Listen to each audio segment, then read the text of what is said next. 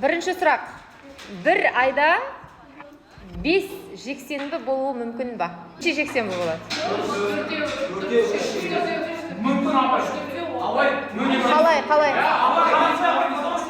Мысалы, бір күнге жексенбі қалса, арқай тағы 4 апта болады да 28 күн. Соңғы күні қайтадан болуы мүмкін. Осы қараша айының өзінде. Ал енді екінші сұрақ мұқият бол. Көшеде 2 әке, 2 бала, 1 ата, 1 немере келе жатыр. Жалпы 3 адам, я? 2 шаштараз бар.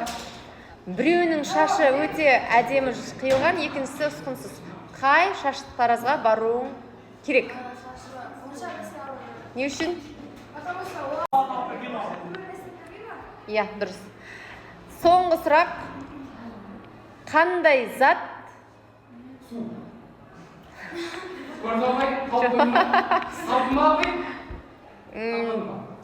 Бір зат барлығын кеседі, бірақ қозғалмайды. Ол не? Бір зат. Қандай зат? Ауа. Жоқ.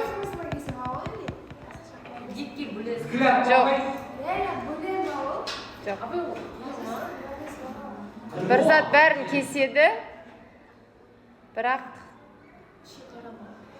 қозғалмайды.